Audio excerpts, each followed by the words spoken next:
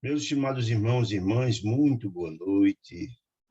É tão bom encontrar cada um de vocês para compartilharmos informações tão úteis às nossas vidas, trazidos a lume da humanidade pelas mãos santificadas de Francisco Cândido Xavier, segundo o Divaldo, a maior antena paranormal que o mundo recebeu. Essa obra, essa obra extraordinária, A Vida no Mundo Espiritual, da Lavra Mediúnica de Chico através de André Luiz, nós estamos estudando a obra número 4, Obreiro da Vida Eterna. Hoje nós vamos estudar o capítulo 14, já se aproximando do final dessa extraordinária obra. E esse capítulo 14 denomina-se Prestando Assistência. Só lembrando que no capítulo 13 tivemos grandes informações a respeito do processo de desencarnação, fazendo entender que tanto a desencarnação quanto a encarnação são processos complexos, não é simples. E que certamente é a grande hora da colheita, de que colhemos o que plantamos. Então, estudamos a desencarnação de Dimas, um trabalhador operoso no campo do bem, um homem que dedicou a sua vida à prática do bem, médium. Entretanto, os seus labores foram tantos, as suas dificuldades foram tantas, que ele não teve muito tempo a dedicar-se ao estudo da doutrina espírita e compreensão melhor a respeito do mundo espiritual.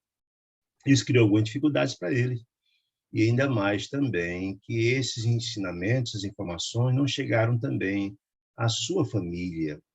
Isso criou muita dificuldade na hora da desencarnação, em especial porque a família não tinha compreensão adequada a respeito da imortalidade da alma, não tinha uma compreensão adequada de que é a visão materialista, de que ninguém morre, que vamos encontrar, porque o grande problema dos materialistas é que eles acham que com a morte acaba tudo.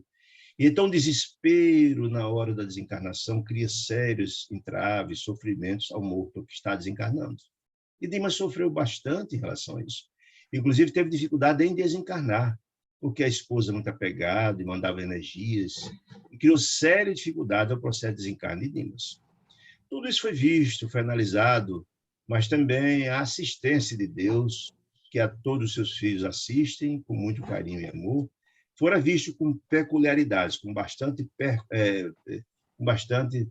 detalhamento. Hoje, nós vamos estudar esse capítulo 14, que vai também estudar uma coisa muito interessante. O 14 e o 15, hoje nós vamos estudar os bastidores de um velório, e é importante a gente compreender como é interessante a gente ter vigilância e compreensão, e como ainda somos imaturos no que diz respeito a isso, para evitar de perturbar o espírito que estava desencarnando. No velório, que é no 15, também nós vamos ver algo impressionante, os bastidores de um cemitério. Vale muito a pena ler para compreender essa história toda. Bom, muito bem, então, quando concluiu-se o trabalho bastante forte da equipe de Jerônimo, da qual faz parte André Luiz, a Luciana e o padre Hipólito, todo o trabalho no processo de desencarne, trabalhoso, como nós falamos, o nosso irmão Dimas, espírito, ficou sob os cuidados de sua mãezinha, depois daquela rogativa extraordinária que ele fez a Jesus e depois a Maria Mãe Santíssima. Teve, portanto, a assistência de sua mãe nesse momento delicado, e como é importante o colo de mãe, não é?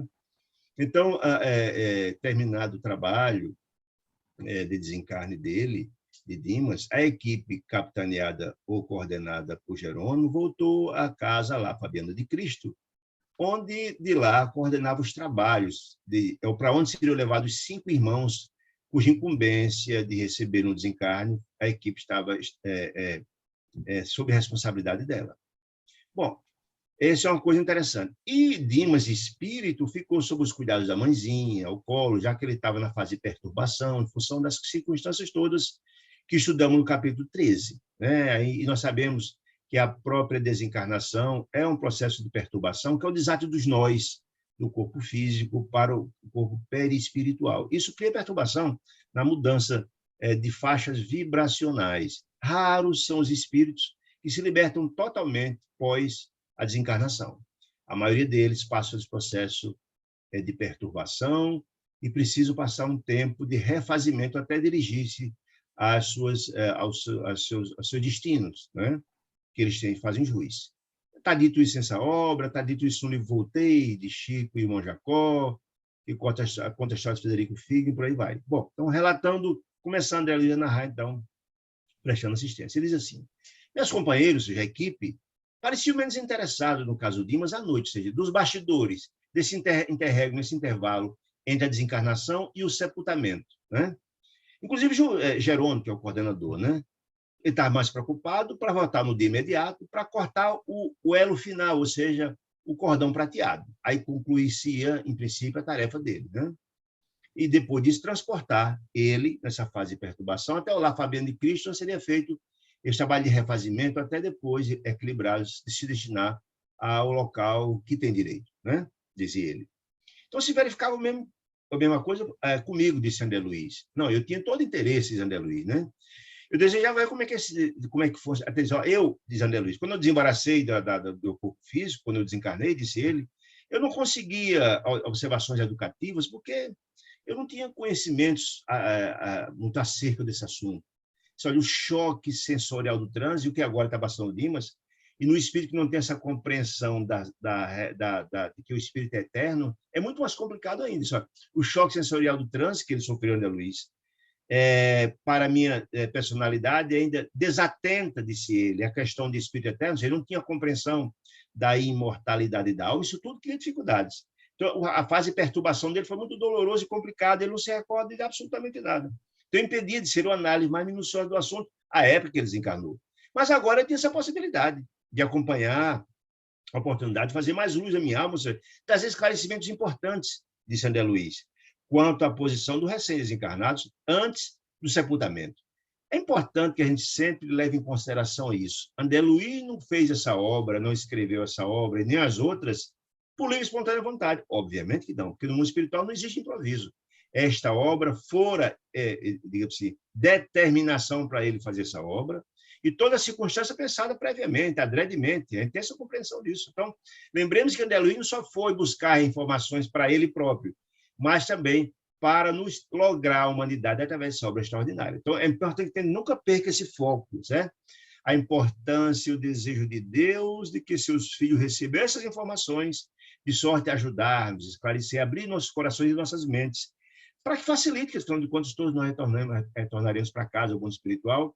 E quanto mais informações, quanto mais nossa alma esteja esclarecida a respeito disso, mais o processo é mais fácil e que Deus deseja seus filhos a felicidade. Bom, como eu dizendo,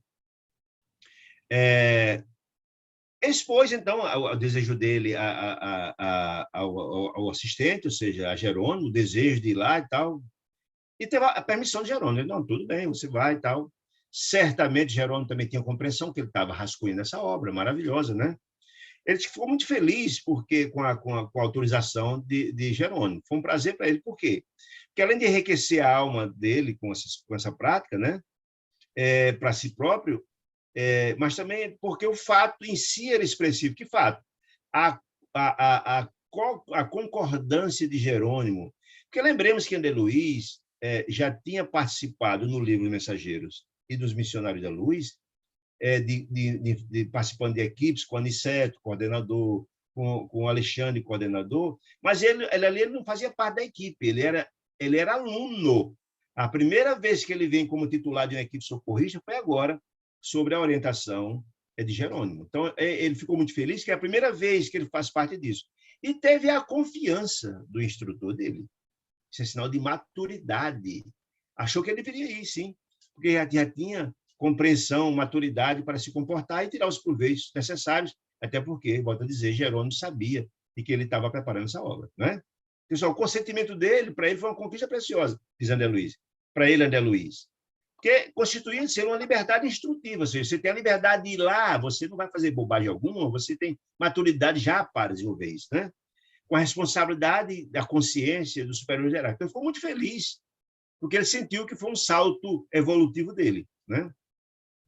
Então, quando ele estava lá na Casa Transitória Familiar de Cristo, com a equipe, né? Então, ele saiu da Casa Familiar de Cristo e veio para o ambiente doméstico. Que ambiente é esse? A casa onde se encontrava o velório de Dimas, né?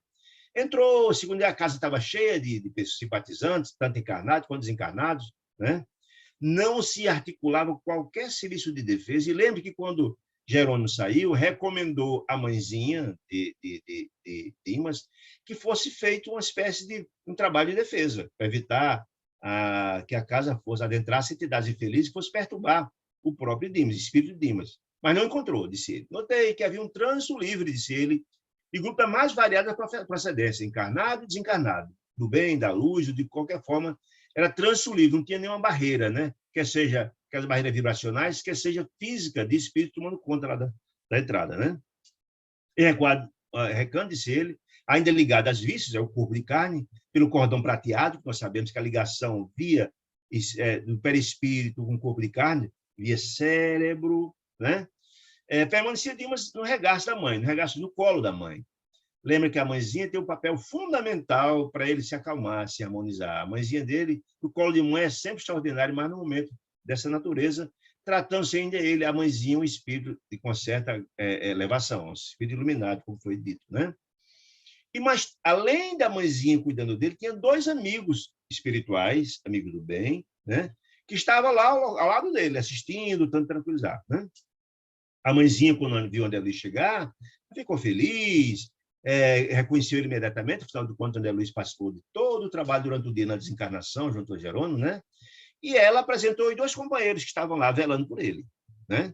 A mãezinha apresentou os 2 companheiros André Luiz, né? Um desses 2, era Fabriciano, que foi muito prestativo quando André Luiz foi apresentado a ele, pela mãezinha de Dimas, né? E André Luiz, então, falou que tinha interesse e informações a respeito do processo de desencarnação nesse intervalo entre a desencarnação e o sepultamento, né? Colocou a ele. Relatou exatamente o que aconteceu durante o dia, a Fabriciano explicou tudo, né? Em seguida, Fabriciano me explicou.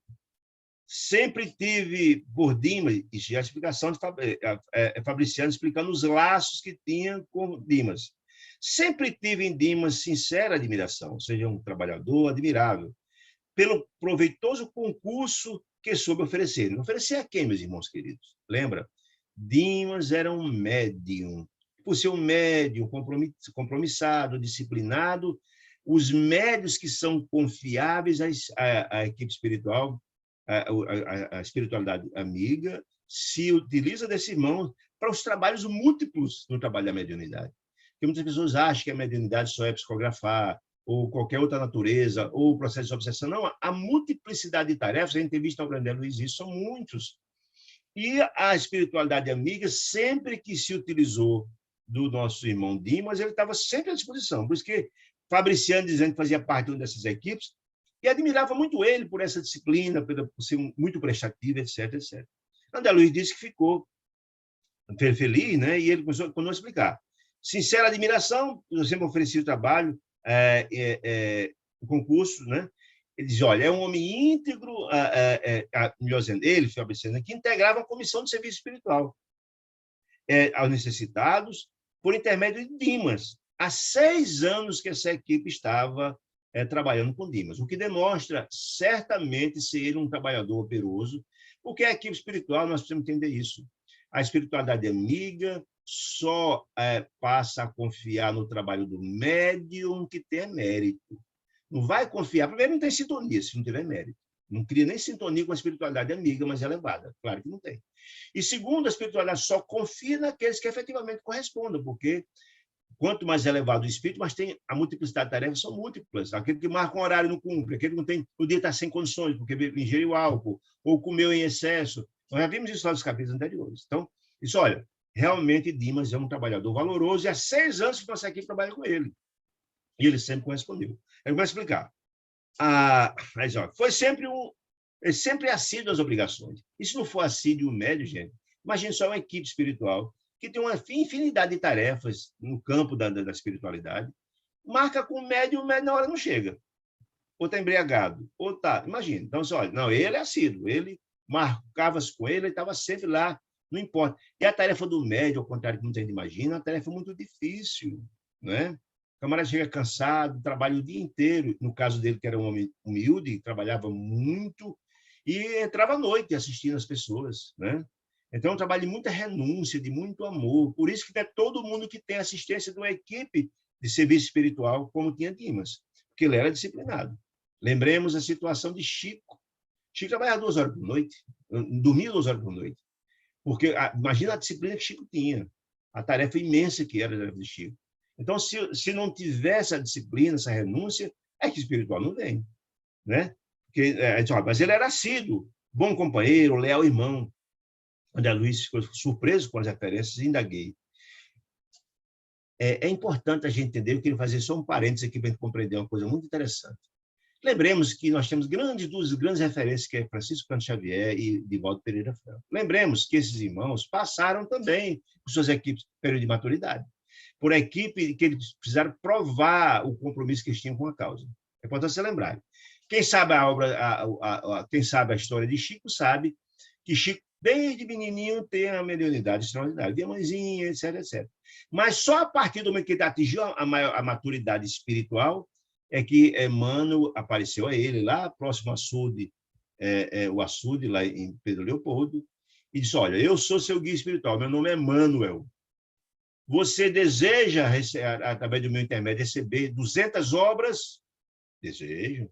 Então, 3 coisas são necessárias: disciplina, disciplina, disciplina. Todo mundo conhece isso. Então, a partir daquele momento, ele passou até que é o estágio de maioridade espiritual, falando melhor dizendo. Divaldo não foi diferente. Não obstante a extraordinária mediunidade que ele tinha, também passou por essa fase difícil. Ele tinha um trabalho de assistência, tinha vários trabalhos na mediunidade, e sempre Joana de Anjos aparecia para ele. E ele perguntava para Joana, mas quem é a senhora? Eu sou um espírito amigo. No dia que ela atingiu a maturidade, essa maioridade espiritual que eu estou querendo explicar, o compromisso, a responsabilidade, a confiabilidade da espiritualidade amiga, Joana disse, meu nome é Joana de Anjos, sou sua amiga espiritual. Nunca tinha dito o nome dela. E a partir de hoje, nós vamos estabelecer horários e dias para psicografar. Nossa tarefa começa agora. Queime todas as mensagens que a gente tinha estabelecido antes, fazia parte só de preparação. Olha que coisa extraordinária. A partir dele passou a ter uma equipe, um dia e horário marcado para as tarefas dele. Então, veja, eu acho que é mais ou menos guardado as proporções que consigo com o Dima. Está dizendo, porque a espiritualidade amiga passa, primeiro, só estabelece missões mais duras, que requer disciplina e renúncia, se o médium corresponder. Essa fase de preparação é importante. Então, está dizendo que ele era essa pessoa e tal. Aí, então, André Luiz, muito curioso, e disse, olha, escute, mas há, desse modo, comissões de colaboração permanente, que era o caso que Dimas tinha, para todos os médios, de forma geral? Aí, não me reporto à generalidade, disse Fabriciano. Não, porque mediunidade é título de serviço, e nem todos atingem essa história do título de serviço. Muitos desejam, mas nem todos conquistam. Olha aí a informação bem importante. Né? Médio não é só quem recebe a comunicação de 2 planos. Para desempenhar tarefas importantes e de relevo, tem que ter uma fase de amadurecimento. Eu também explicar o caso de Chico e de Divaldo. Né?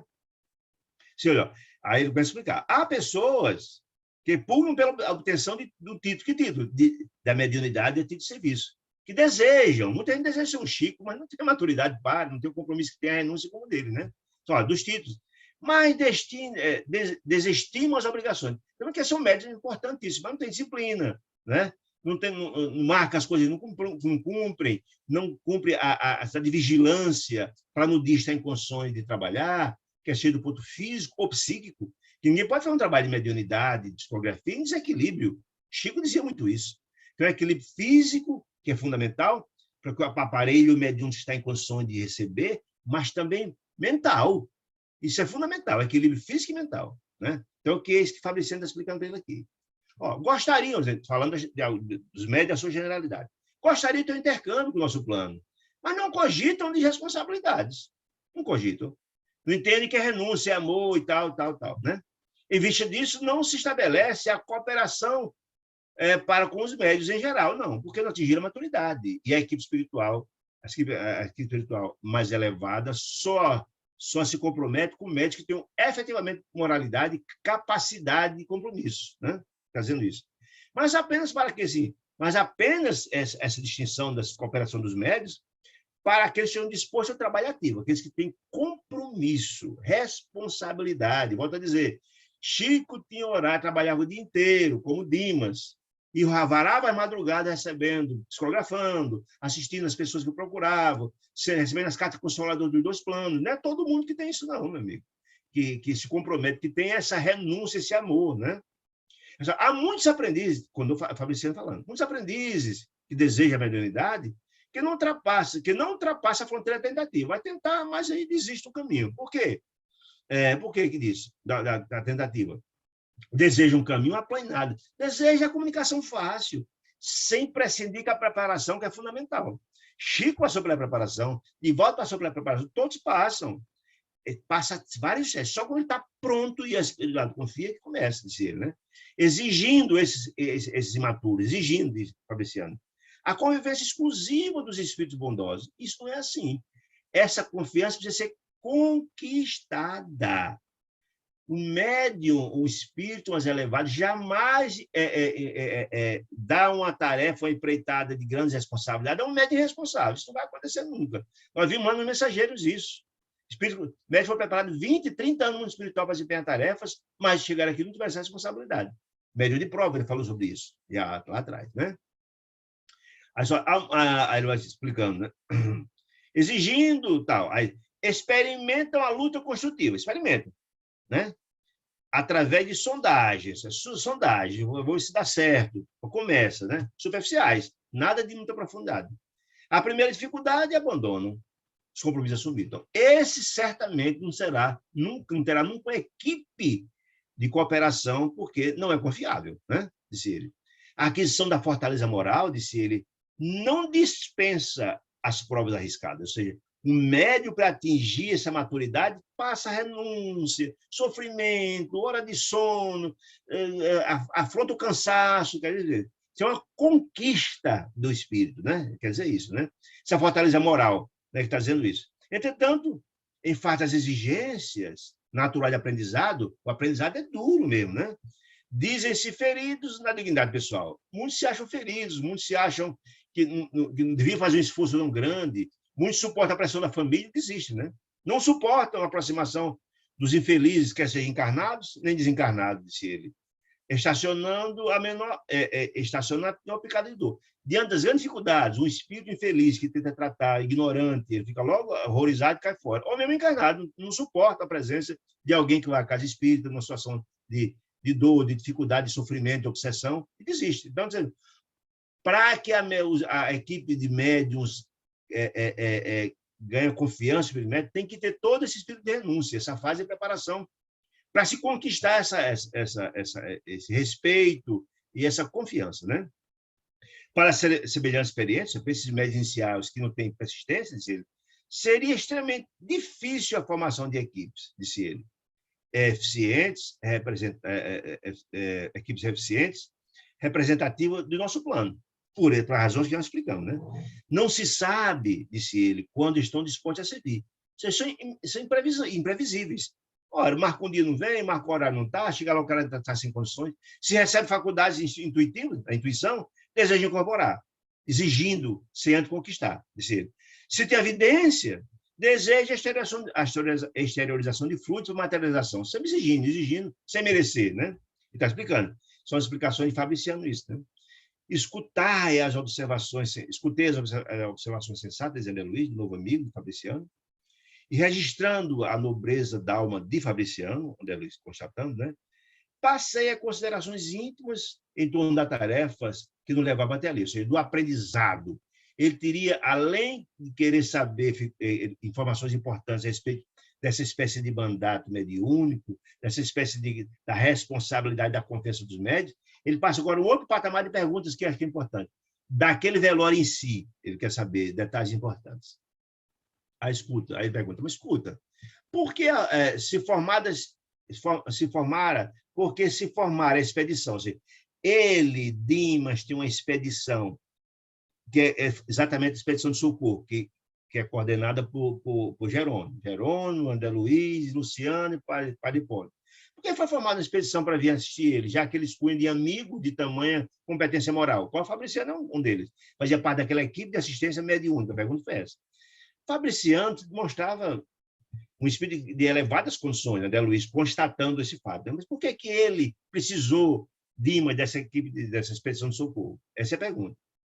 Obsequioso, amigo, no caso Fabriciano, entendendo a acuidade perceptiva uma certa, entre aspas, malícia da pergunta de André Luiz, né? Para evitar qualquer pergunta inoportuna, esclareceu o Fabriciano. Não obstante a nossa amizade ao médio, assim, a equipe que trabalhava com ele, o caso Fabriciano eram dois, não nos foi possível acompanhar-lhe o trânsito, ou seja, acompanhar a desencarnação. Não foi possível acompanhar. Eles estão ali, ele e o grupo chegou pós o desencarne, estava ali na fase do velório e a assistência estava. Mas na fase do desencarne em si, não. Só quem participou foi a equipe de André Luiz, mais a mãezinha de Dimas, certo? Mas, aí ele explicou, o Fabriciano explicando. Nós temos delegação de trabalho com ele, fazendo parte da equipe que trabalhava com ele como médico, né? Mas no assunto da desencarnação entrou em jogo a autoridade dos superiores nossos, superiores da equipe dele, que resolveram proporcionar-lhe repouso. Olha, as observações são importantes. Repouso a Dimas no pós-desencarne. Repouso, traduzindo, que, na verdade, nessa fase de perturbação, após o sepultamento do corpo, será levado até a casa La Fabiana de Cristo, onde passará internado como uma espécie de um hospital, quando estiver absolutamente tranquilo, em paz, equilibrado, alçará voo. Repouso. E que não seria possível protagonizar-lhe esse repouso, a equipe de médios, caso viesse diretamente em nossa companhia. Por quê, meus amigos? Porque a equipe do trabalho de Fabriciano é um trabalho de socorro aos sofredores. Tem um monte de tarefas a desenvolver. E, para isso, o mundo espiritual tem equipes específicas, para isso, equipe especializada nisso. No caso, por exemplo, a coordenada por Jerônimo. Entendeu? Está explicando por essa razão. Não foi nenhum demérito, algo não. Porque, na verdade, ele precisa desse repouso e a equipe especializada faz esse trabalho já estabelecendo para onde levar e tudo mais. Como eu dizendo. A palestra conduziu ao problema interessante da morte e André começou a narrar. Seduzido pelas considerações, interroguei sobre o que já sabia, e aí, para mim, que tem informação importante, se ele já sabia, eu tenho algumas informações, por que está perguntando de novo? Certamente, para que essas informações venham para essa obra, esse livro, para nos educar, que estamos lendo a obra, certo? Ele já sabia, mais ou menos, mas queria também mais informações, mas boa parte desse material era para lastrear essa obra, né? A fim de poder penetrar particularidades a respeito da questão da encarnação. Aí perguntou André Luiz, nem todas as encarnações de pessoas dignas, olha a pergunta como ela é interessante, nem todas as encarnações de pessoas dignas contam com o amparo de grupos socorristas, como a expedição socorrista de Jerônimo? Essa é a pergunta interessante. Olha a resposta de Fabriciano. Nem todas, mesmo sendo respeitado. Olha que informação interessante. Todos os fenômenos do decesso e da morte contam certamente com a caridade e assistência indiscriminada. Ou seja, ninguém fica sem assistência, mas uma assistência especializada é quem tem mérito. Todos os 5 que a equipe de Jerônimo acompanha são espíritos que têm grandes méritos. Então, a gente, todo desencarne acontece com assistência dos emissários de Deus. Mas assistência especializada, como está sendo de Dimas, com a equipe especializada, é para aqueles que conquistaram esse benefício. Está dizendo isso, né? Nem todos, né? Está explicando. Todos, quando dizendo, a missão especializada não pode ser concedida a quem não se distinguiu no esforço perseverante do bem. Olha a informação. Não se distinguiu no esforço perseverante até o fim do bem. Essa é a chave, essa é a senha. Esforço perseverante do bem até o fim. Você que estão com a educação incompleta, não atingir aquele patamar, também não tem direito a isso. Olha que informações são importantes. Quando eu explicando. Toda a vida objetei, André Luiz perguntou, tangendo a corda que me interessava.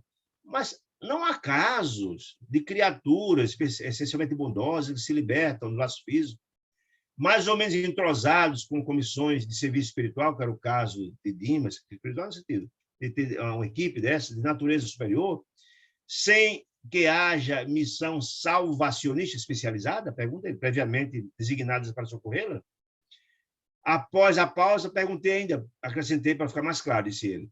Vamos dizer que Dimas estivesse em ligação recente com essa equipe de médicos que assiste. A pergunta dele é essa. Com a comissão de trabalho. E desencarnasse sem o cuidado de um grupo socorrista. A pergunta dele é essa. Seria deixado à mercê das circunstâncias? A pergunta é essa. Rios Fabriciano retrucou. Isso poderia acontecer. Mas em que circunstâncias? Ele vai explicar. Temos precedentes, ou seja, não é muito comum isso acontecer, mas depende da maturidade do espírito e se ele perseverou até o fim no campo do bem. Ele vai explicar aqui um precedente interessante.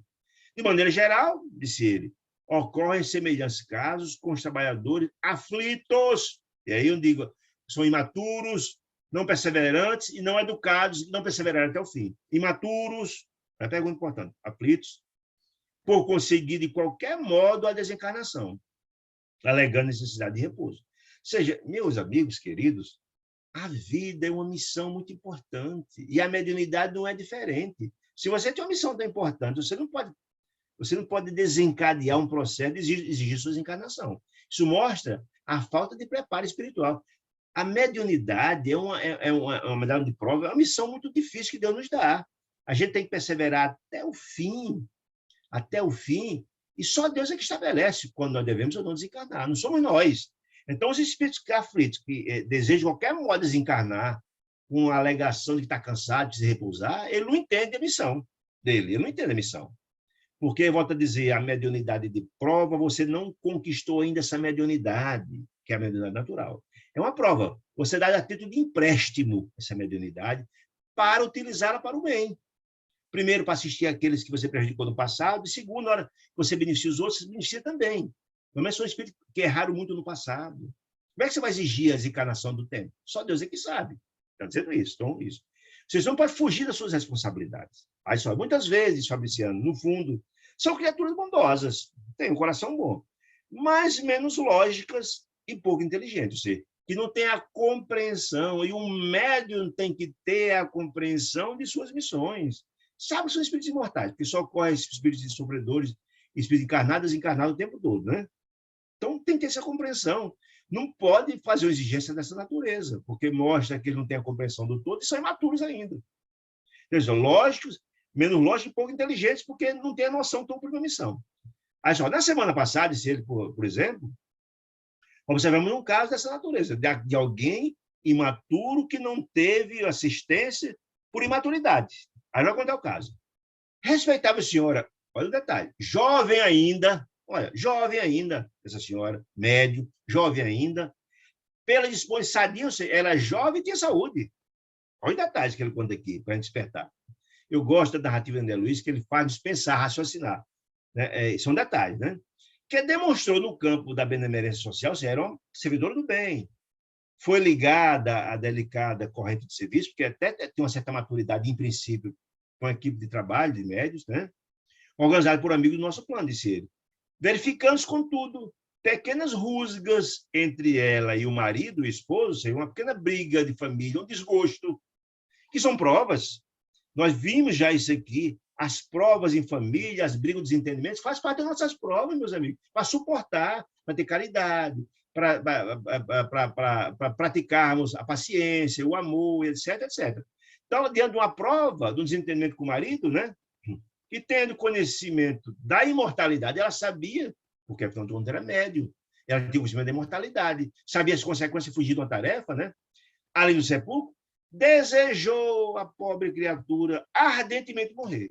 Ora, jovem, com saúde, com mediunidade, com a equipe trabalhando, ela conhecia. Sabedora da imortalidade da alma, fugir da responsabilidade, o que acontece isso? Suicídio indireto. E o suicídio, André Luiz narra o caso dele, foi um suicídio indireto, as consequências nós sabemos disso. Né? Então, respondendo a André Luiz, se algum caso não tinha assistência de uma equipe, está contando um caso prático.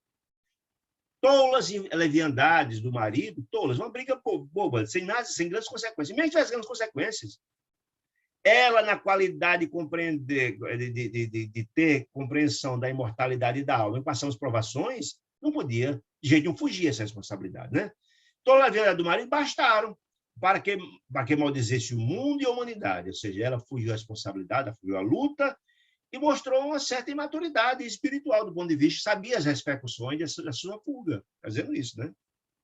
Não soube quebrar a concha do personalismo inferior, ou seja, não soube ela sair desse sentimento infeliz, de vingança, de ódio, de rancor, não.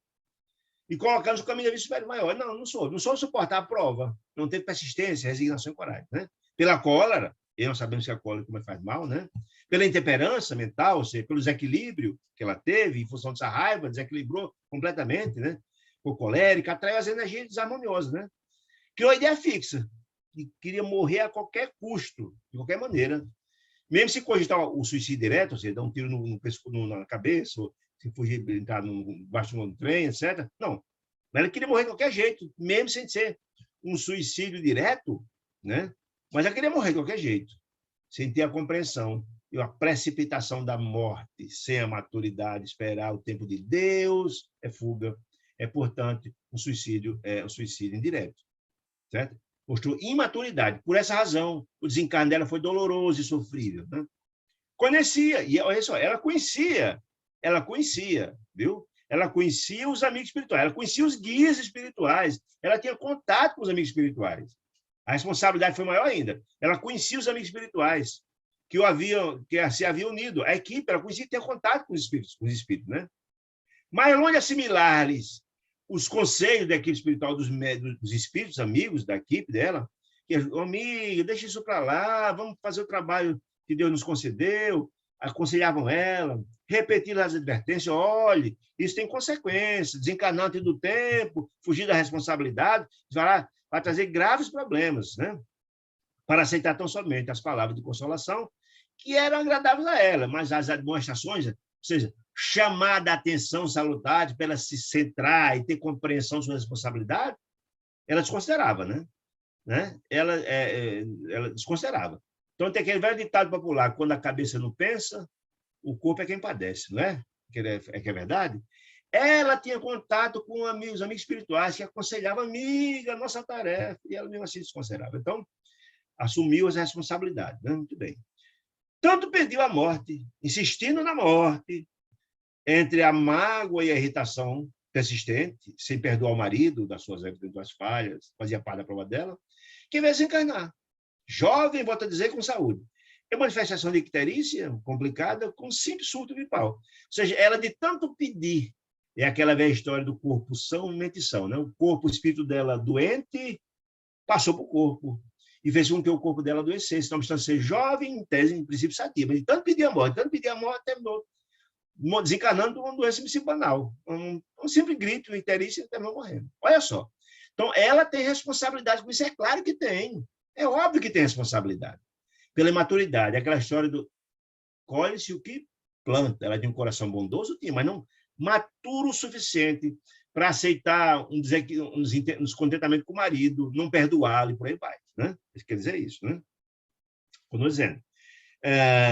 Tratava-se de um verdadeiro suicídio inconsciente, que ela foi avisada, sabia das consequências, né? Ela tinha consciência disso.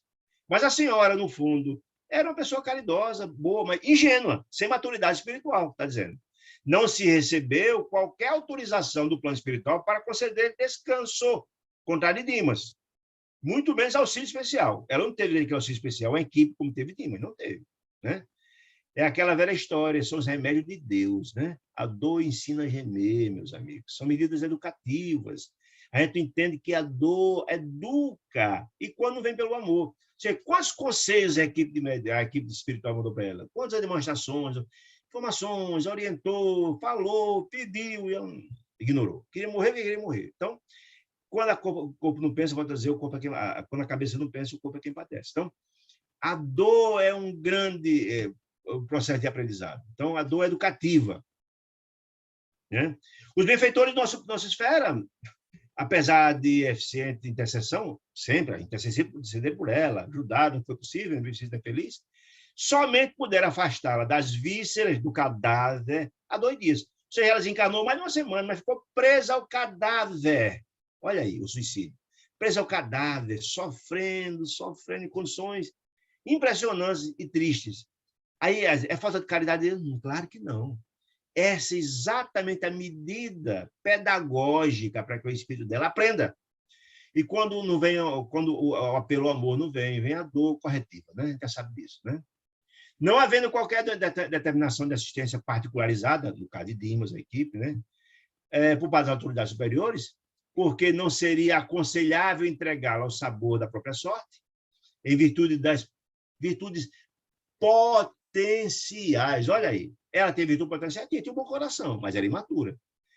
Em virtude das virtudes potenciais que ela tinha, foi prestado, sim, assistência, como a todos foi prestado, né? De que era portadora, o diretor da comissão. De que comissão? Da equipe de médicos que ela fazia parte, depois da comissão de serviço. Aqueles filiares em Previdente Amiga, recolheu-a depois de tirar dos espólios, né? Por auxílio de compaixão, por espírito de compaixão, em plena luta, e ela se foi, de rodão, levada, né? A trabalhar por aí, ativamente, em condições muito mais sérias e complicadas do que tinha aqui na Terra. Ela abriu mão de uma tarefa que podia ser completada com tanto êxito, com tanto amor e com a assistência de espíritos bondosos, já tinha conquistado já isso. Mas pela imaturidade dela, desencarnou numa situação dramática e continuou muito mais difícil, porque os suicidas vão cumprir missões muito mais árduas do que tinha antes. Você estava achando a vida dura aqui, a vida no espiritual é muito mais complicada. A vida, a partir daí, está acrescido de débitos que precisam ser pagos, né? Muito bem. A elucidação atingiram-me, diz André Luiz, fundo, informações importantes que ele desejava. Ele queria obter essas informações e teve, não só para ele voltar a dizer, mas também para nos passar através dessa obra maravilhosa. A lei divina, perfeita, disse ele, é harmoniosa em suas aplicações, ou seja, ela é justa daqueles o mérito que tem, mas aqueles que precisam de correção também é dada. É a lei inderrogável de Deus, né? Fabriciano, estampando belo sorriso, traduziu: não frutifica, disse ele, a paz legítima sem plantio devido, sem semeadura. Não. É preciso plantar para colher. Não tem como a gente colher sem plantar, isso que está dizendo. Ela tinha bons propósitos, tinha, etc., mas foi imatura. E tem que passar por essa experiência dura para poder aprender, né? Muito bem. Alguém para gozar o descanso, que é a colheita, o que Dimas agora vai gozar, o descanso, a colheita, para ser você albergado com toda dificuldade, mas depois vai para o mundo compatível, o estágio dele, né? Precisa, antes de tudo, merecê-lo. Se não tiver o mérito, paciência. A chave, a senha de acesso aos mundos mais felizes é exatamente o seu passado. Atingiu aquele patamar de mérito, é a meritocracia. Se não tem, amigo, não dá. Vai chegar com um cartãozinho, sei que eu sou parente de fulana, não tem isso no mundo espiritual, não. Não existe essa história do jeitinho, não existe isso no mundo espiritual. Ou tem ou não tem. Não importa de onde você vem, que religião você tem, não tem a menor importância. Atingiu, praticou o bem, cumpriu sua missão, é isso que interessa, e nada mais, né? As almas inquietas, que é o caso dela, entregam-se facilmente ao desespero, gerando causas de sofrimento cruel. Ela gerou o sofrimento dela. Foi consequência da imaturidade dela. Não é culpa de ninguém, não ser dela própria, quer dizer isso. Logo após, contemplando o recém-desencarnado.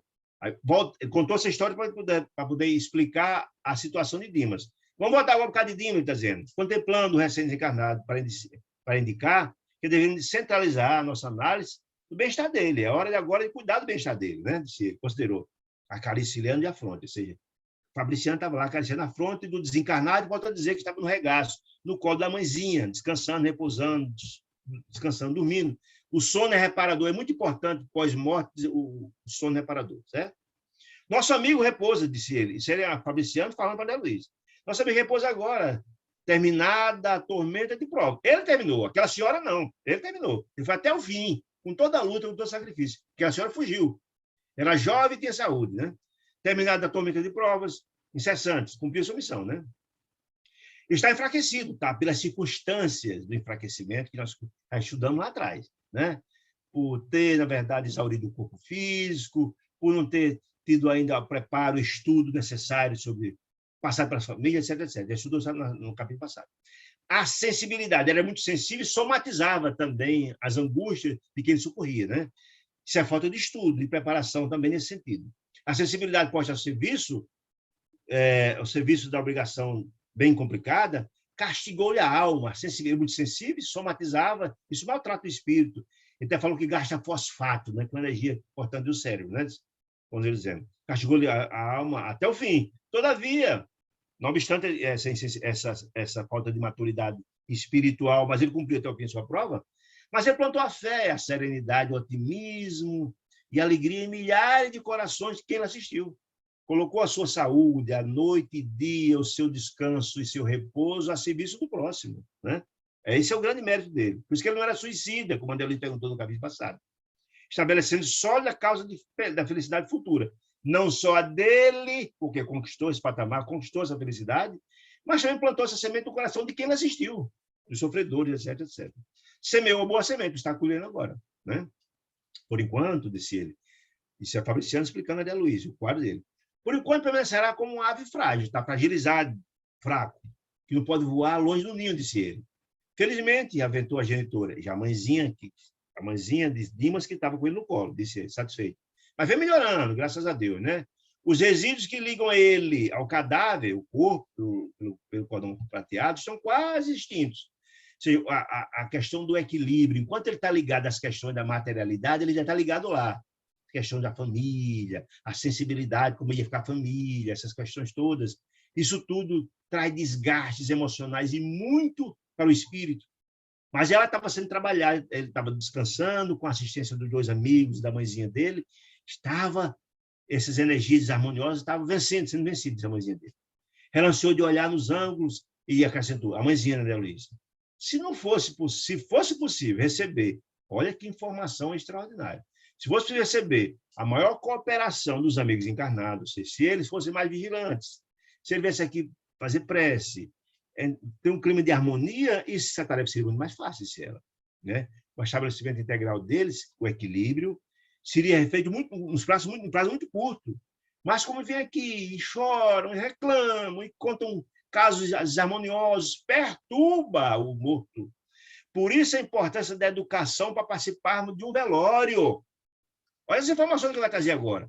E essas informações são para quê, meus amigos? Essa narrativa para que a gente desperte para, não só para que a gente contribua, quando for participar de um velório, para a saúde espiritual do desencarnado, mas para o nosso mesmo, vamos encarnar também, não é?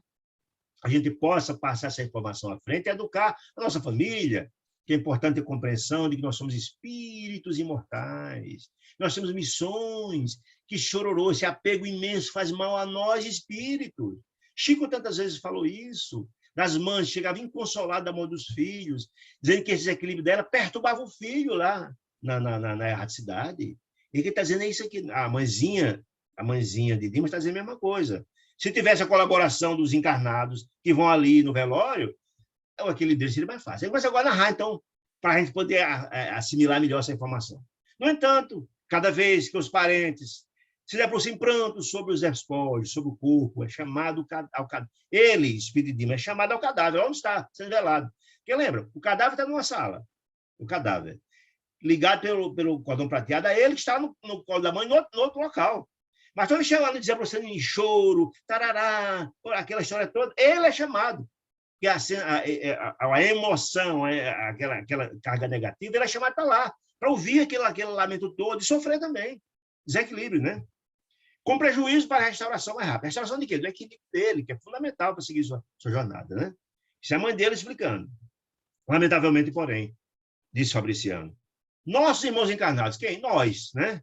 Não possuem a chave de reais conhecimentos para organizar a ação adequada a esta hora. Não temos ainda a cultura e o equilíbrio e a maturidade para vivenciar no processo de um velório. O respeito e do zelo devemos ser com os nossos mortos. O desespero, as piadas de mau gosto, as lembranças de fatos que aconteceram nas vidas, tudo chama. Tudo liga ao espírito sensível que está passando de um plano para o outro, que é chamada a relembrar aquelas questões todas. Às vezes são fatos dolorosos, sofridos. É o filho, é a mãe chorando, diz, meu pai, o que vai ser de nossas vidas? O pai se preocupa, ele vai voltar lá e recepciona a angústia em seu coração, que a angústia está passando na família. Olha aí, né? Está dizendo ele. É chamado lá. Então, tudo que acontece com um fato desse, o espírito vai bater lá no tal cadáver, né? Com prejuízo de sua restauração. Lamentavelmente, disse ele, né? Ninguém está preparado para essa hora, disse ele. Em vista disso, disse a mãezinha de Dimas, insisto para que Dimas durma. Se ele dormir e descansar, precisa desvencilhar o máximo do que está acontecendo lá no velório. Ela diz, porque o sono pós-desencarne é fundamental para o refazimento de energias, certo? Que o próprio desgaste de energia do desate dos nós do corpo físico desencarnado já é um desgaste de energia muito grande, né? Disse ela. Pelo que ele durma, disse ela. embora o sono, que poderia ser um sono calmo e doce, diz a mãezinha dele, se tivesse equilíbrio, não tivesse gente chorando, churumingando e reclamando, esteja povoado de pesadelo. Por quê? Todo alguém traz um fato desagradável da vida dele, o que chora, tem pesadelo, afeta o espírito dele. Diante da surpresa de André Luiz, que me absorvia, o companheiro, ou seja, Fabriciano voltou a esclarecer. As imagens contidas, olha a informação que é importante, as imagens contidas nas evocações das palestras, das piadas, dos causos contados da vida dele, do chororô do parente, etc., as imagens contidas nas evocações que passam, né, na cabeça do doente, incidem na mente do desencarnado. Ele recepciona tudo aquilo, né? Mantido em repouso depois do rápido mergulho na contemplação dos fatos alusivos à existência fina. Porque quando a gente desencarna, gente, aqueles fatos da vida, a gente passa, é a fita que volta tudo. E se, além de passar na nossa mente, faz parte desse processo de reciclagem nossa, já começa a preparação do mundo espiritual, que é importante, e alguém fica lá exacerbando, já tem as consciências pesadas dos nossos erros do passado, e alguém vai bater na ferida, como tocar na ferida doendo, na ferida aberta, né? Falando dos seus erros, só atrapalha. O angústia, de dor, etc, etc, etc.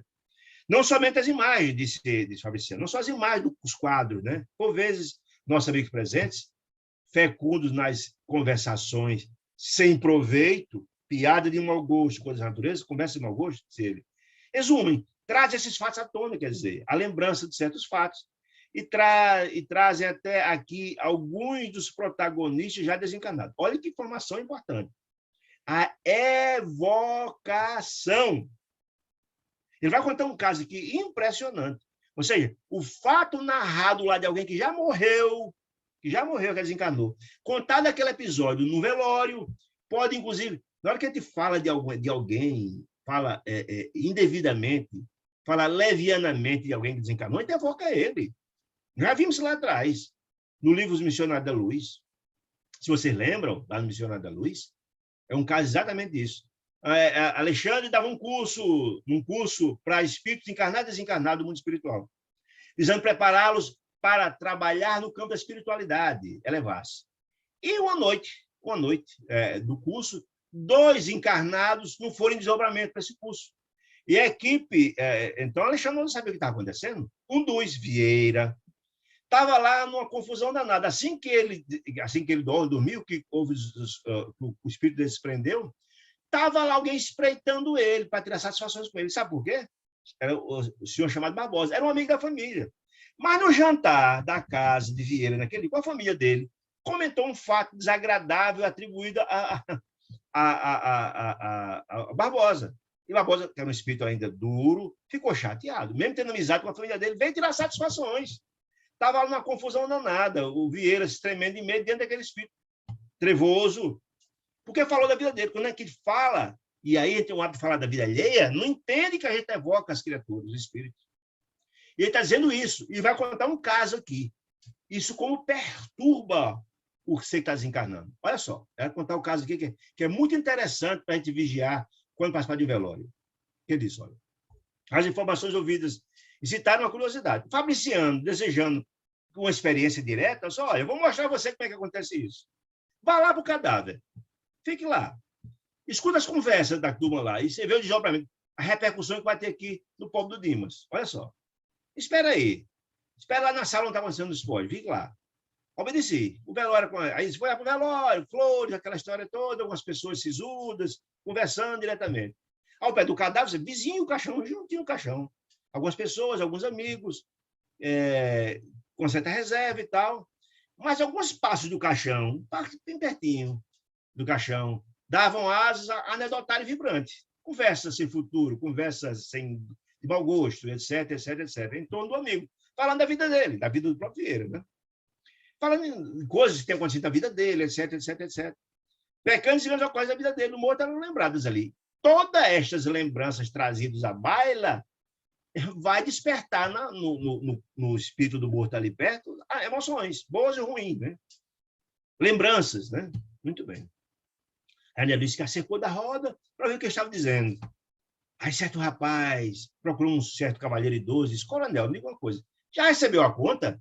Olha, isso é papo de levar para um velório. Uma conta que Dimas tinha com o coronel Você recebeu? Falou, o Dimas morreu. Você recebeu a conta que está devendo a você? Olha a pergunta. Aí ele disse, olha, por enquanto não recebi não, disse ele, o coronel, mas não estou preparando um cigarro, só não estou preocupado com isso não, porque eu acho que a família não demora a pagar não, porque Dimas era um bom, e os filhos não esquecerão os compromissos do pai, de jeito nenhum. Era uma coisa elogiosa, de alguma forma boa. Isso é questão de tempo, eu acho que eles vão me pagar sem problema nenhum. E começou a falar das qualidades do falecido. É uma coisa de alguma forma boa. O inadequado era falar de uma dívida do morto naquele ambiente. Isso é fato, é fácil levar ali, né? E ele, levando as histórias, disse, olha, Dimas era um homem interessante e excepcional. Coronel falando. Sempre vejei sua serenidade, né? Em matéria de prudência, raras pessoas conheciam como ele, né? Até fala favorável, né? A verdade é que nunca me dei a estudo de espiritista, disse o coronel. Confesso, mas tinha até vontade de ter estudado para saber que doutrina era essa que formava o caráter dele. Sobre isso, foi muito boa. Esse o coronel comentando para o grupo, né? Conversa roda de amigos. Até aí tudo bem, disse André Luiz. Daí a conversa era boa e não era desfavorável. Embora invocaram só do débito morto, que não era coisa adequada. Não era, de jeito nenhum, né? O credor apenas pronunciar a palavra de pai, mas não foi. Imagina se fosse ao contrário. Se ele dissesse que não ia receber, imagina, foi favorável, mas se fosse, podia ser o contrário. Podia, né? Muito bem. Todavia, no estado atual da educação humana, é muito difícil alimentar por mais de 5 minutos, aí mostrando o nosso estágio da humanidade aí, 5 minutos, uma conversa digna e cristalina, uma assembleia superior a 3 pessoas. Sempre resvala para uma conversa sem futuro, para uma piadinha de mau gosto, para um acontecimento desequilibrado, e isso afeta Aí só, o comentarista, o coronel, né? Aumentou a voz, aquele tom elogioso que estava, olhou em direção ao cadáver, escutou, em tom confidencial, e disse, poucos homens, olha que absurdo, poucos homens foram de boca segura como este. Olha que comentário infeliz, veja só. Aí, olha só, conheci Dimas, disse ele, faz muitos anos, estou certo de que foi testemunha de um crime pavoroso. Imagine que assunto terrível num momento como esse. E que nunca se desvendou aos olhares da justiça. Nunca, não da terra, disse ele. Após ligeira pausa, acentuou o cigarro e perguntou a todo mundo presente, você nunca souber disso, não? A turma, não sabia dessa história, não. Imagina, a conversa resvalou para um ambiente totalmente complicado. Mostraram, não sabia dessa história, não. Já vai 30 anos, disse o coronel. Dimas residia ao lado de uma família nobre, importante aqui da cidade, né? Que guardava consigo valioso patrimônio da coletividade. Família de políticos, naquela época, do interior, essas criaturas políticas, famílias políticas, tinham um poder imenso. A massa, coitada, só fazia o que essa turma mandava, e o poder era concentrado na mão de muito poucas pessoas, chamados coronéis de interior, o poder era muito forte, baseado no nosso modelo patriarcal, né? O poder era concentrado na mão de muito pouco, né? Dizendo ele, deste agrupamento doméstico, desse grupo de poder, né, superior, muito conceituado, né, emanava as ordens de benefícios, expressões, bem-estar de todos. Eles tinham o poder na mão, explicando, né? Aí o coronel dizia, imagina que há 3 décadas atrás, como é que era a vida no interior, com a herança do Brasil imperial. Tudo era concentrado na mão de alguns, né? A economia centralizada na casa grande, simbolicamente, o poder tudo na mão de muito poucas pessoas, quer dizer isso, né? Traçaram o roteiro para o serviço popular. De lá emanava tudo, bom, o povo ou não, mas tudo vinha, a definição de lá.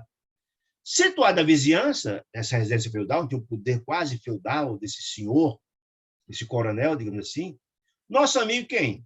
Dimas, que estava falando, olhando para o caixão dizendo isso, que era boca segura. Nosso amigo levava uma vida humilde, morava numa casinha humilde, dentro daquele palacete, bem pertinho, né?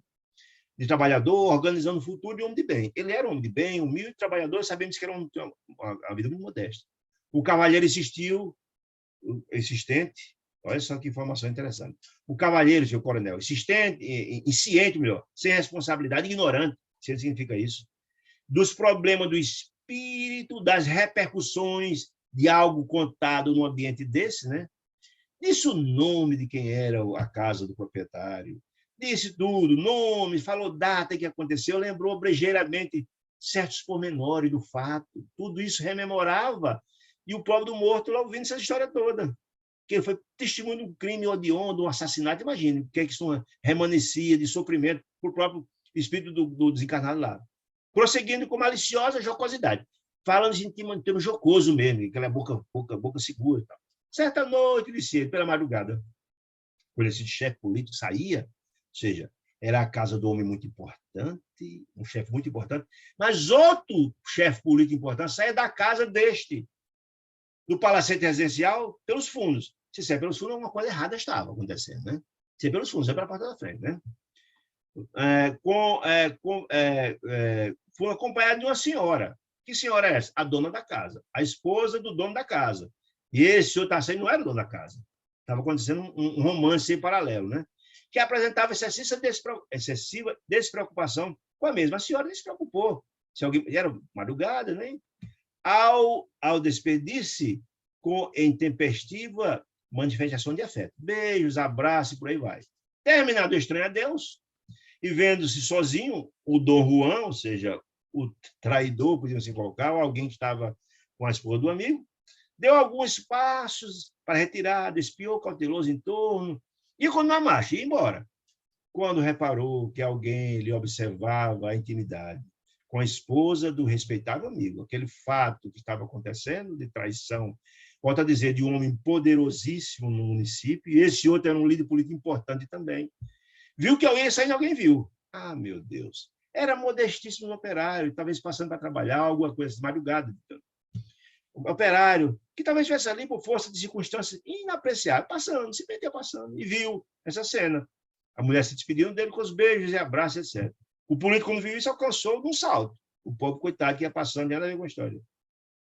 Homem de compleição robusta, homem forte, de paixões violentas, homem de pavio curto, ignorante, aproximou-se do pobre coitado e interpelou brutalmente.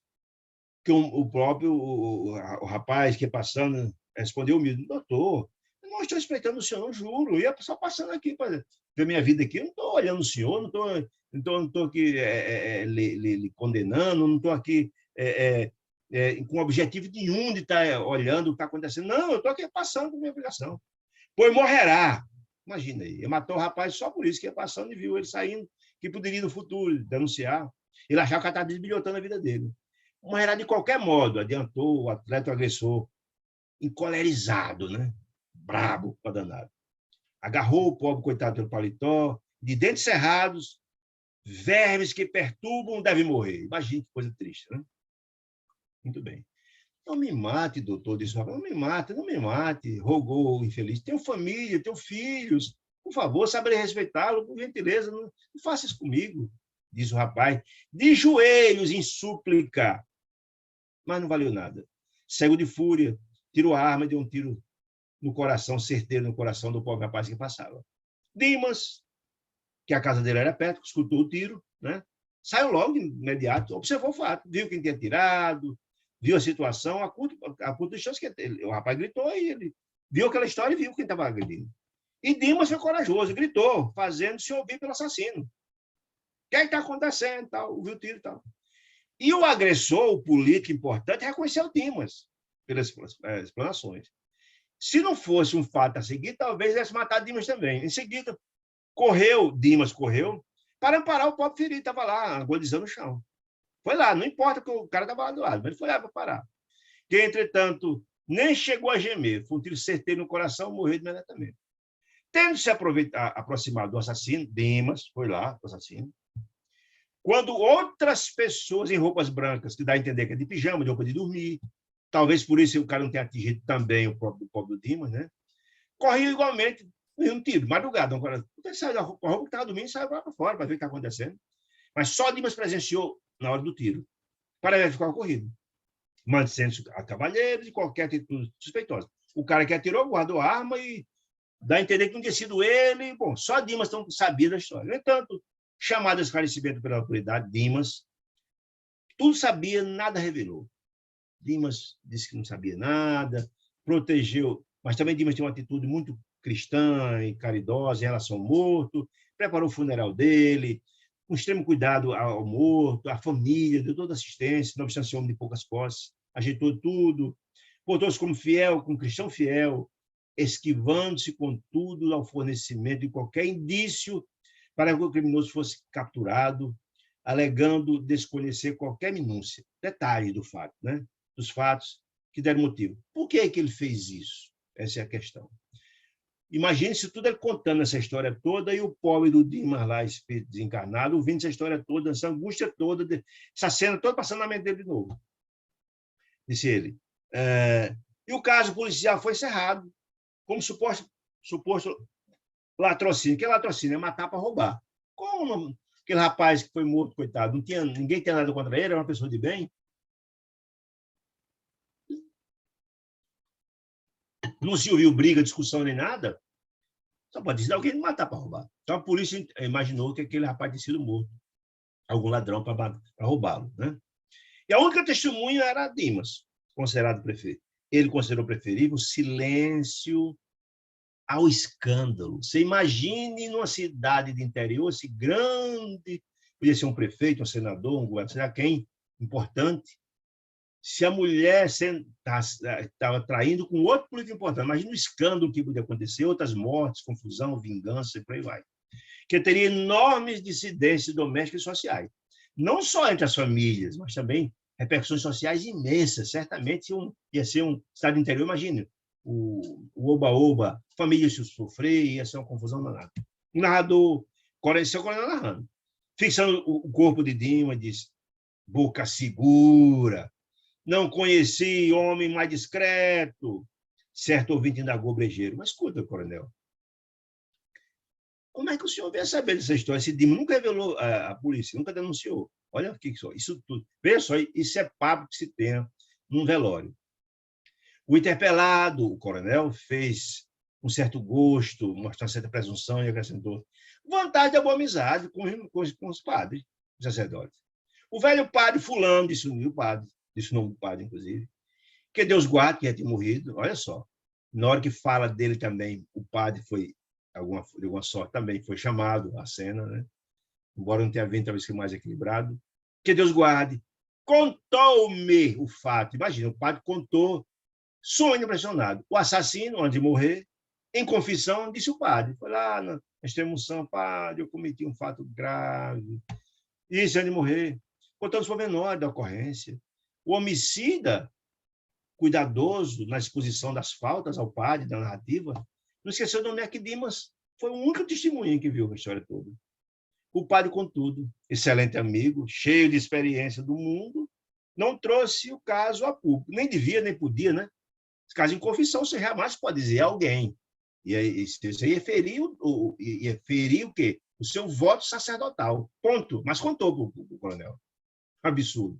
Por que ele não contou? O padre justificou porque não contou isso para nós. Porque, olha, são as pessoas envolvidas do drama deixaram descendência, filho, neto, etc, etc. E seria crueldade rememorar esse acontecimento tão triste. Quer dizer, o padre que tem esse zelo, em princípio, com a familiares dos mortos, do assassino, etc, etc, ou quando a mulher é traída, não teve o zelo que teve o sacerdotal de guardar silêncio, o segredo de uma confissão, que é lamentável.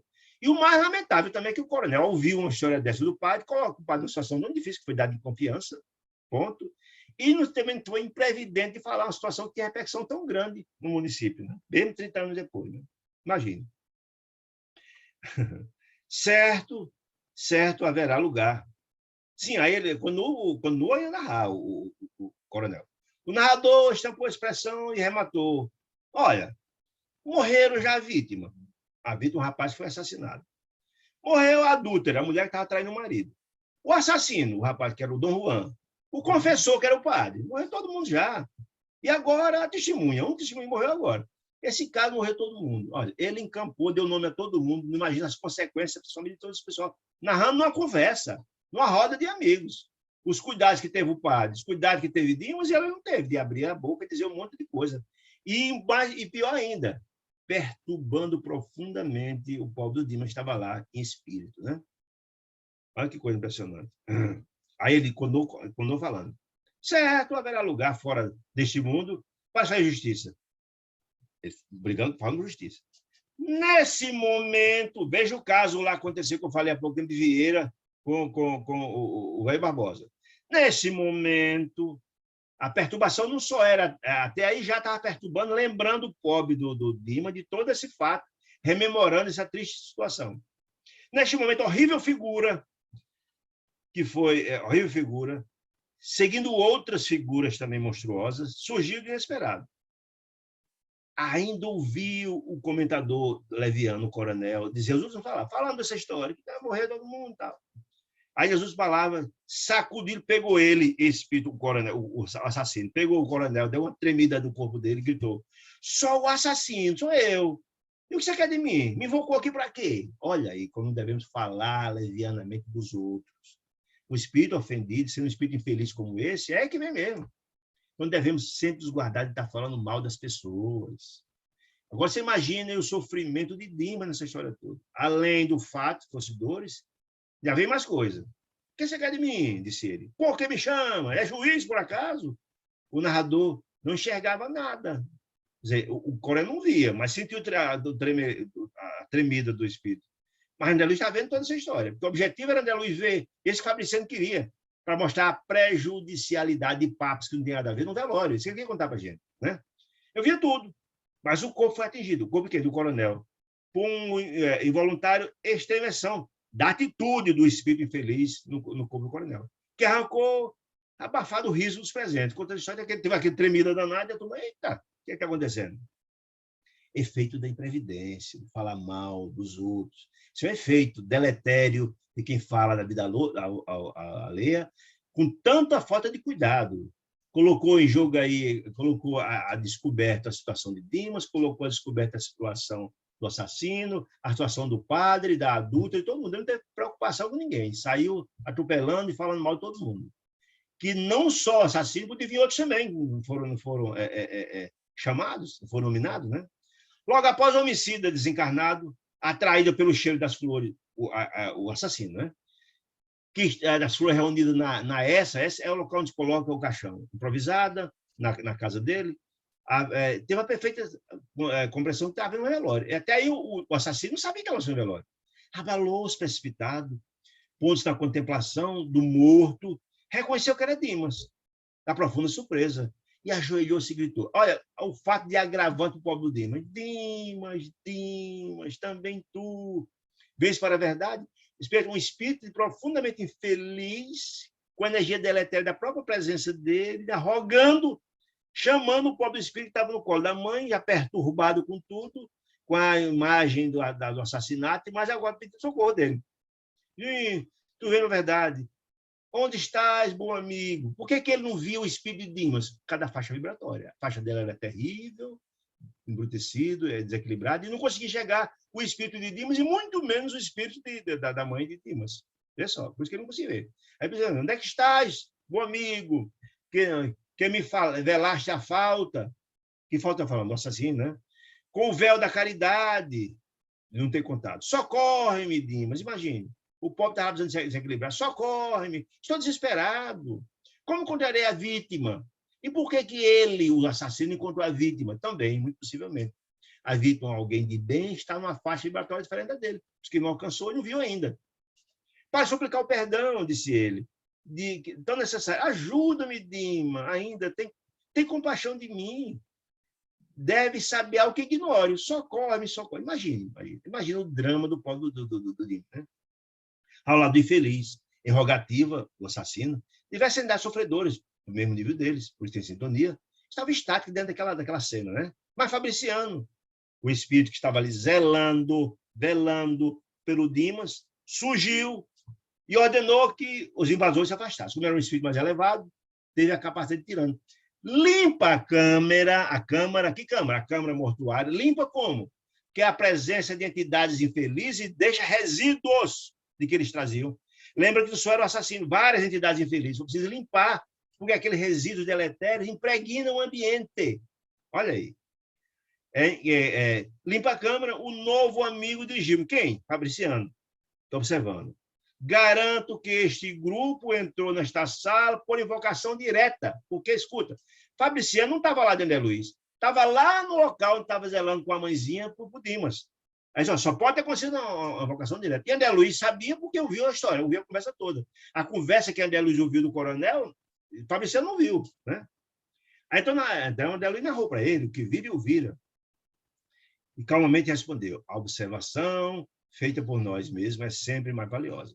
Dimas, não obstante dedicar-se à causa do bem, isso é Fabriciano falando, a causa do bem, e compelido a grande esforço de cooperação na obra coletiva, tem todo o mérito, descuidou-se, olha a informação importante, gente, descuidou-se Dimas de incentivar a prática metódica da oração em família no santuário doméstico.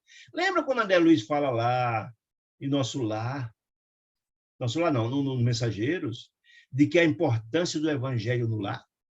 Entenda-se evangelho, não tem qualquer tipo de culto, de oração, porque André Luiz diz claramente que as casas que têm o hábito de fazer o evangelho no lar passa a ser uma fortaleza contra as sombras. Como, na verdade, Dimas não teve esse cuidado de passar esses valores espirituais à família, ele tinha um certo preparo espiritual, mas a família não tinha. A casa não estava transformada nessa fortaleza espiritual. Porque tinha as pessoas da casa, não só Dimas, mas demais, não tinham o equilíbrio necessário para. Né? André explica muito bem. E agora, Fabriciano está dizendo uma coisa. Tá? Por isso, tem defesas pessoais quem? Fabriciano, Dimas tem. Está lá Fabriciano, está lá o amigo dele, está lá a mãezinha cuidando dele, mas a casa não. Por isso que entra qualquer um na residência. Quando nós vamos mercê da visitação de qualquer classe. Quando não queria lá, entrava. Veja a importância, gente, do evangelho lá. Veja a importância de passar valores evangélicos para a família. Como isso é importante. É isso que André Luiz quer dizer. Além de reforçar o equilíbrio necessário de cada um de nós ao participarmos de um velório. É importante entender isso também. Muito bem. Comecei a compreender a razão do sentimentalismo prejudicial, inconsciente. A mãe, a esposa e os filhos, tá, chororô, tá, não tem consciência de fazer o mal. Mas ele mostrando a prejudicialidade disso, da família inconformada. Era muito prejudicial, disse ele. Né? Desejando fixar o aprendizado, perguntei, André perguntou para Fabriciano. E nosso amigo, terá ouvido a súplica do irmão? De quem? Do assassino? Aí ele diz, geme sob terrível pesadelo, disse ele, nos braços da mãezinha, disse ele, ao recordar o fato. Nem que ele tenha captado tudo, mas ouviu. Não só ouviu o relato do fato pelo coronel, mas também ouviu toda a súplica da criatura infeliz, do assassino. De alguns minutos, disse ele, acompanhamos a agitação imensa dele, em função das perturbações, e recebido um choque desagradável, através de quê? Do cordão prateado, que liga o corpo dele ao espírito, que toda essa questão toda foi carregada para ele por esse cordão. Ouvido e vendo o quadro, invocados, aí André vem. Ele ouviu e viu o quadro invocado, perguntou. Bom, não chegou a ver nem a ouvir todos integralmente, porque a perturbação dele é muito grande. Mas sentiu, oprimiu-se e torturou-se. Viu alguma coisa. Lembrou do fato todo e também da rogativa dele, né? Prejudicando a reconquista de si mesmo. Que reconquista? O equilíbrio necessário para, na verdade, ao salvoso ao mundo espiritual. As forças mentais, disse Fabriciano, estão revestidas de um maravilhoso poder, né?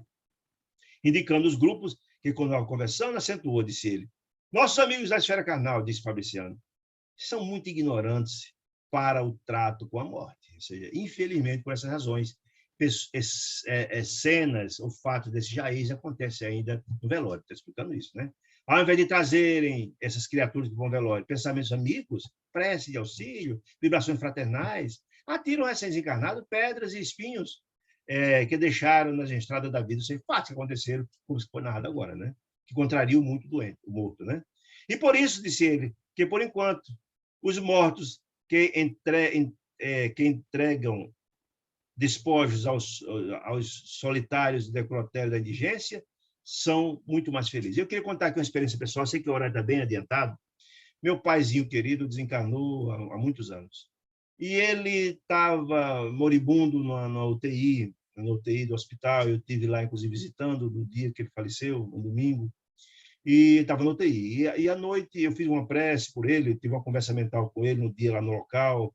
Eu notei que ele estava muito preso ao corpo, a situação dele era bem difícil, preocupado talvez com uma mãe, e eu fiz uma conversa mental com ele, dizendo que ele podia partir em paz. Podia ir em paz, que não, nós cuidaríamos da mamãe, ele não precisa se preocupar com isso. Quando foi à noite, no nosso evangelho, eu tive uma emoção muito grande, fui na prece e, de repente, deu um acesso de choro imenso. Eu estava falando que Deus abençoasse meu pai, que estava moribundo no apartamento X, da UTI e tal. E tive um acesso de choro imenso. Assim que eu terminei do evangelho, o telefone do hospital tocou, que ele tinha desencarnado. Eu tenho absoluta certeza que ele desencarnou lá e veio me visitar na hora desse evangelho, sabe? E aí eu tomei uma decisão muito difícil para mim, mas eu acho que foi a certa, baseada nessa informação aqui da André Luiz. Eu sabia que o velório ia ser uma coisa muito sofrida para a mamãe e para meus irmãos, e achamos muito bem deixar o corpo dele no hospital e só fazer o velório no dia seguinte, para atenuar a dor de minha mãe e também beneficiar o espírito de meu pai nesse momento importante, para não ser o chororô da família poder perturbá-lo, certo? Isso é importante entender. Comecei a compreender a razão do sentimentalismo prejudicial, inconsciente, já disse aqui e tal. Muito bem. Falando aqui também de que a esposa dele, a esposa de Dimas, foi lá, levantou do quarto que estava repousando e foi até onde estava o corpo, em prantos, no leito, próximo olhando para o cadáver. Dimas, como ficarei? Estaremos separados então para sempre? Ou seja, ela sabia que o marido era médium espírita, como é que ia ficar separado para sempre? Sabia que a morte não existe. É uma falta de desconhecimento. Essa falta de conhecimento que Dimas, infelizmente, não passou para a família por essa dor tão grande, né? Fabrício dirigindo, Fabrício, que era o assistente que estava lá ajudando a Dimas, foi até o quarto onde estava o féretro, né? Vendo a mulher e tal, desencarnado, ele simplesmente, a genitora, a mãezinha de Dimas, já tinha tentado contê-la para evitar o sofrimento do filho, ir lá no caixão, essa história toda, né? Mas não teve como conter, e ele, Fabriciano, foi quem foi lá. Pelo fio prateado, que ligava o corpo ao espírito, ele estava recebendo vigoroso contato entre ele, a esposa e ele, esse sofrimento todo, ela falando que como é que eu vou ficar, e etc, etc. Dimas se ergueu tão palidamente, cambaleante, apesar da situação difícil, do colo da mãezinha, né? Estava pálido, semilouco, com aquela história toda, aquela agonia, aquela angústia, pela presença daquela história terrível antes, o presença do espírito feliz, e mais a esposa em prantos, fala essa angústia toda, né? Aí ele disse, semi-louco, né? Avançou para a sala mortuária, rogando paz. Ele estava tão angustiado, né? E antes que pudesse se aproximar muito desse pai, Fabriciano, o amigo que estava zelando por ele, aplicou energia de prostração na esposa, que estava lá, aquela angústia toda. A esposa imprudente, foi conduzido o leito em desmaio. Ou seja, ele, Fabriciano, lançou essas energias de prostração para ela dormir mesmo. Foi um ato drástico para, na verdade, acudir o pobre do Dimas, que está em profundo sofrimento, né? Que estava no negativo até, tá? O amigo, então, esclareceu sereno, Fabriciano, né? Há situações de Fabriciano em que o drástico, no caso, o desmaio, que foi dado em função da energia de prostração, deve ser medida inicial. Nosso irmão fez pela harmonia dos outros e merece a libertação também, né? Ele merece ter esse descanso. Não é possível alguém perturbar a situação toda. Então, a energia de prostração colocada na esposa, ela desmaiou e foi colocada para o quarto, cessou a perturbação que estava acontecendo. Aí eu fico imaginando, gente. Imagine se Dimas tinha todo esse mérito, com assistência de vários espíritos que estavam lá, dos dois, de mãe da mãe, de André Luiz e tal. Tinha toda essa assistência. Imagina os espíritos que não têm mérito. Os espíritos sofredores, os espíritos desequilibrados. Imagina o sofrimento que há. Quando não tem assistência de espíritos elevados, qual é o sofrimento disso tudo? Então, isso tudo é para a gente entender, e André Luiz mostra isso, para saber ter a compreensão de saber se comportar num velório, que é importante. E evitar e conversar com nossas famílias para evitar esse desespero na hora né? Sinto-me no dever de garanti-lo. Fabriciano está se justificando porque colocou as energias de prostração na esposa dele, né? Da esposa de Dimas, né? Então, o dever de garantir esse descanso a ele, para que se desembarasse nos últimos resíduos da matéria densa, até porque no dia seguinte o corpo seria desvencilhado, seria cortado o cordão prateado, né? Então, chegou mais pessoas amigas de Dimas, que foram cuidar dele, ajudar dele, etc. André Luiz voltou, então, para a Fabiana de Cristo e volta a dizer, ele só narrou uma parte da noite que eu estava lá. Imagina que deve ter acontecido o resto da noite, né? Outro dia, Jerônimo, quando viu André Luiz, escuta, mas como é que foi lá o velório? Foi importante as informações que você recebeu? As instruções e ensinamentos? Sim, meu caro Geraldo, muito importante, disse ele. Muita coisa importante. Aprendi muito, disse ele. Aprender uma coisa mais importante, que eu acho que é a mensagem final desse capítulo. Aprender é que as câmaras mortuárias, os velórios, não devem ser ponto de referência da vida social. Causos, fatos, não deve, porque perturba o morto. Mas recintos consagrados à oração e ao silêncio, e respeito, né? Aí eu volto a dizer que no final, todas as pessoas que estão em parênteses são nossas. Se todos tivéssemos essas informações, nós ajudaríamos muito aos nossos entes queridos nesse doloroso momento de partida, né? Como é importante a gente compreender isso, né?